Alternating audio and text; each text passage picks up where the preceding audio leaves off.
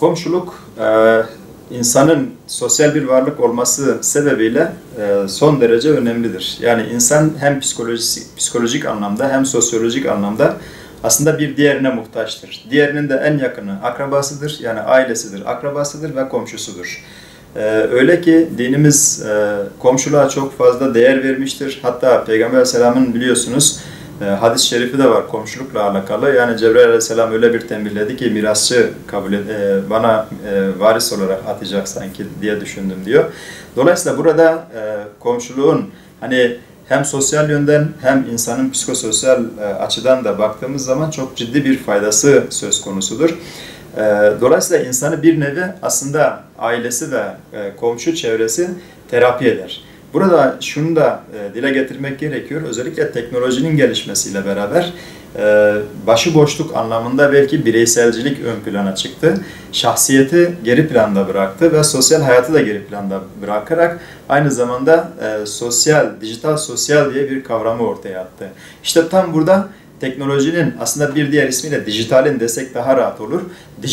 Dijital medyanın, medya ve bu anlamda platformlarının ön plana çıkması ve bu platformların farklı bireyselciliği empoze etmesi, aynı zamanda işte insanı bir nevi kendine bağımlı hale getirmesi sonucunda ilişkiler azaldı.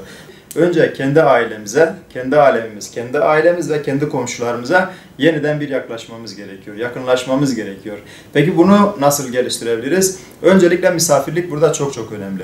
Yani eşimiz ve çocuklarımızla birlikte misafirliğe gitmemiz gerekiyor. Misafirliğe gittiğimiz zaman da yemekler hazırlayın, ondan sonra evin hanımına ciddi bir sıkıntı verecek tarzda değil de bir çaya geliyoruz. Çayın yanında mümkünse sıradan bir şeyle basit olması lazım. Yani yük yükleyerek ondan sonra oraya gittiğinde evin hanımını mutfaktan çıkarmayarak bir misafirlik değildir, zulümdür.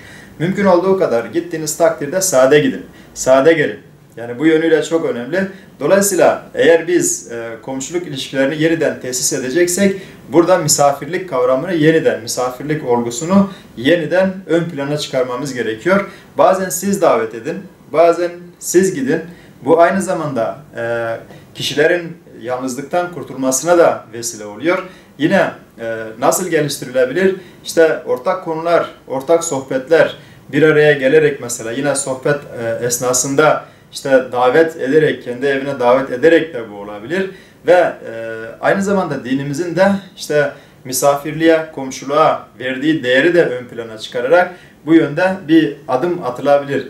Yaşlılar özellikle burada çok kritik bir öneme sahiptir. Çünkü artık bakıyor farklı işte arkadaşları göçmeye başladı, hastalanmaya başladı, bir şekilde zorlanmaya başladı. Burada devletimizin yapmış olduğu çok güzel bir aslında uygulama vardır. Benim hep takdirle karşıladığım. Mesela otobüs ücretleri, yani belediye otobüsü ücretlerine 65 yaş üstüne ücretsiz hale getirdiler.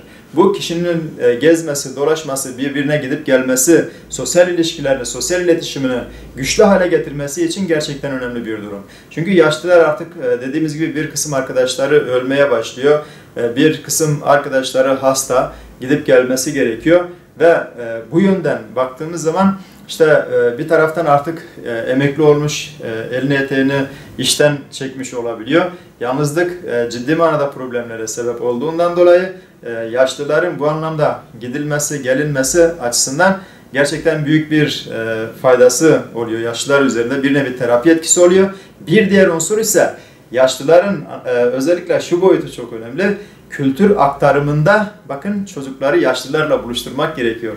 Aile hayatına baktığımızda bu anlamda işte apartman hayatının gelişmesiyle beraber işte o eski müstakil evlerin azalmasıyla beraber komşu ilişkileri zayıfladı ve bu anlamda hem gençlerin hem çocukların hem ailelerin yalnızlaşma süreci hızlandı. Bunu aşmanın yolu, en önemli yolu bu anlamda komşuluk ilişkilerinin geliştirilmesidir.